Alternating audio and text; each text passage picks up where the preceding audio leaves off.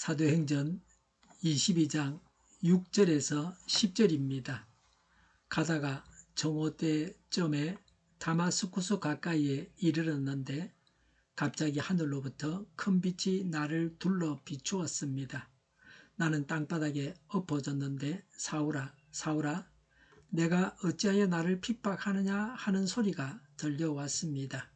그래서 내가 주님 누구십니까 하고 물었더니 그는 나에게 대답하시기를 나는 내가 핍박하는 나사렛 예수이다 하셨습니다.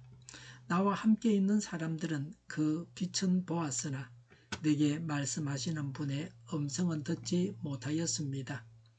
그때 내가 주님 어떻게 하라 하십니까 하고 말하였더니 주님께서 내게 말씀하셨습니다. 일어나서 다마스쿠스로 가거라. 거기에는 내가 해야 할 모든 일을 누가 말해줄 것이다. 아멘. 7절에 사울아 사울아 내가 어찌하여 나를 핍박하느냐 하는 소리가 들려왔습니다 라고 했습니다. 예수 믿는 자를 핍박하는 자들이 들어야 하는 말씀입니다. 바울의 말을 듣고 있었던 유대인들이 들어야 하는 말씀입니다. 그런데 하나님은 죄인들에게는 이런 음성을 직접 듣게 하시지는 않으십니다. 하나님은 거룩하셔서 죄가 많은 사람들은 직접 만나 주시지 않으십니다. 바울이 들었다는 말씀을 바울을 통해서 듣고 하나님의 음성을 들을 수 있습니다. 이집트 왕 바로는 하나님의 뜻대로 이스라엘 백성들을 내보내지 않았습니다. 하나님은 모세에게 말씀하셨습니다. 하나님은 바로에게 나타나서 말씀하시지 아니하셨습니다. 바로는 모세를 통해서 하나님의 음성을 들었습니다. 하나님이 이렇게 말씀하신다. 이렇게 하시오. 이렇게 말을 했습니다. 이스라엘 백성들을 내보내시오. 하나님이 그렇게 보내라고 하십니다. 보내시오. 그렇게 하나님의 음성을 전했습니다. 부활하신 후에 예수님은 자신을 믿는 자들에게 나타나셨습니다. 불신자들에게는 나타나지 않으셨습니다. 하나님께서 만나주는 사람이 복을 받은 것입니다. 대통령을 아무나 만나는 것이 아닙니다. 감옥 갈 사람은 대통령을 만나지 못합니다. 대통령이 주는 상을 받을 사람은 대통령이 만나줍니다. 하나님께서 만나주시는 사람은 복을 받았습니다. 사울은 본래 핍박하던 자였습니다. 바울은 스데반을 돌로 쳐 죽이던 자들의 옷을 지켜줬습니다. 이것은 바울의 지시와 지휘 하에서 스데반을 돌로 쳐 죽였다는 겁니다. 바울은 핍박자 중에서 우두머리였습니다.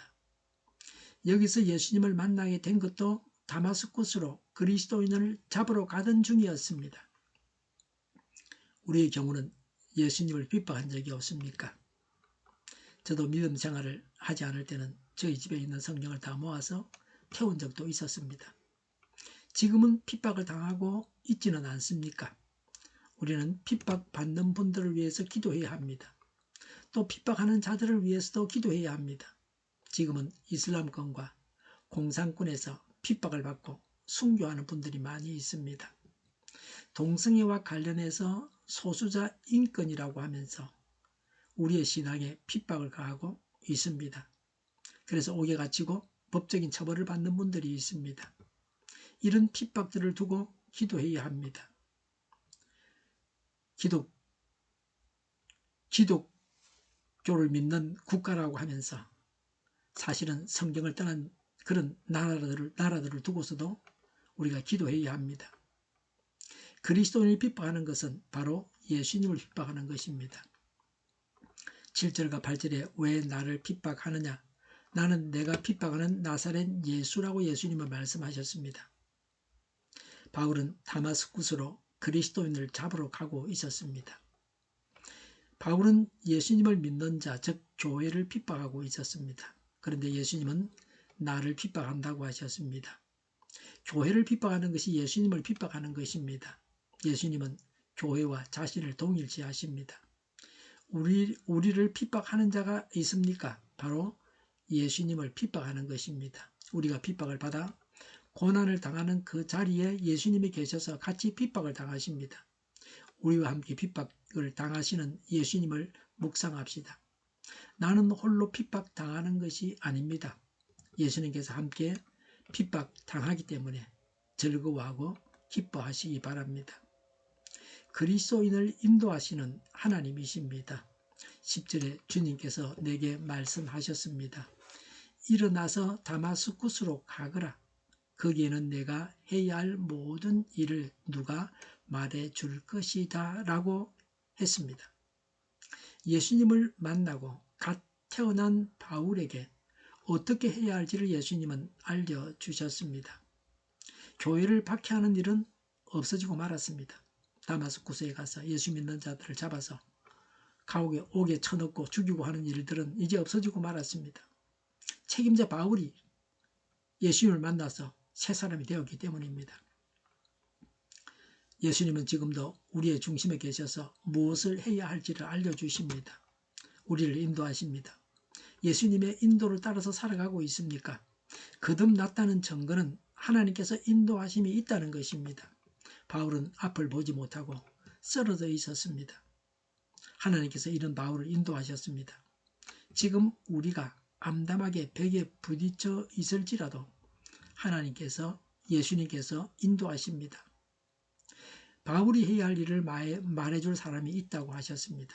하나님은 바울을 인도할 사람을 예비해 놓으셨습니다. 바울이 예수님을 만나고 새 사람이 되었지만 교회는 바울을 두려워했습니다. 예수 믿는 사람을 잡으러 오는 바울로 알고 있었습니다. 바울이 이름난 핍박자였기 때문입니다. 그러나 하나님은 바울을 인도할 자를 준비시켜 놓으셨습니다. 하나님은 우리를 인도할 자를 준비시켜 놓으십니다. 우리를 도울 자를 준비시켜 놓으셨습니다. 그래서 두려워하거나 걱정하지 말아야 합니다. 바울이 해야 할 일을 말해줄 누군가가 있다고 하셨습니다.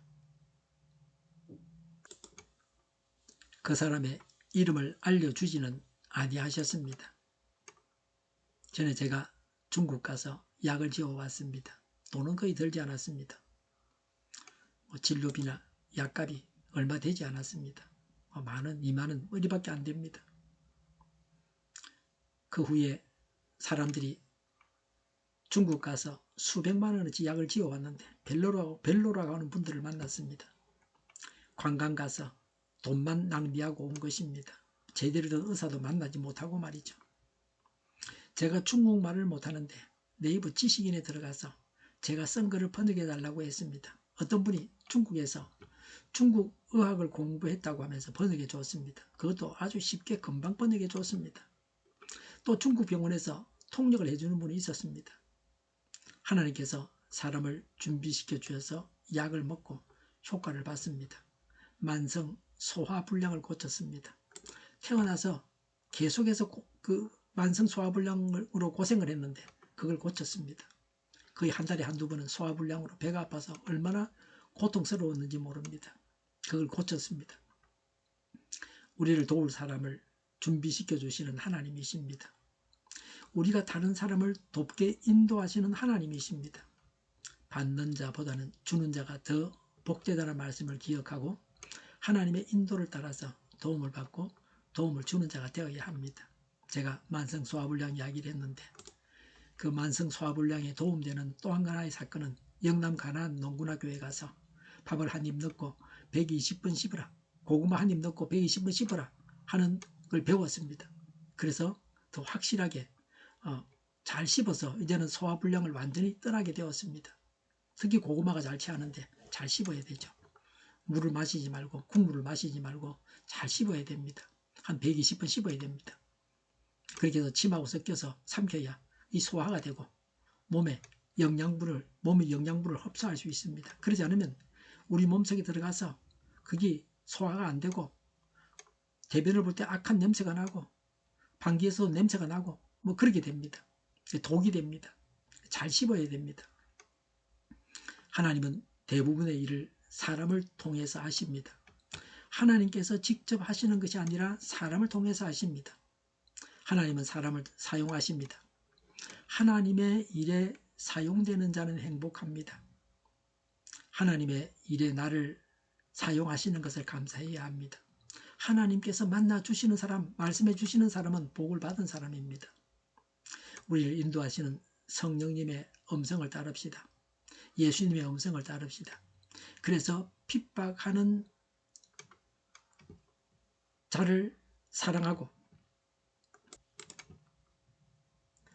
핍박을 당할지라도 위로를 받고 담대합시다. 바울이 핍박하는 자에서 핍박받는 자로 바뀌어졌습니다. 바울은 180도 달라졌습니다. 예수님의 말씀을 깨닫고 행함으로 완전히 달라져서 예수님을 전하고 가르쳐서 하나님께 영광을 돌리시기 바랍니다. 기도하겠습니다. 핍박자를 전도자로 변화시키시는 하나님을 찬양합니다.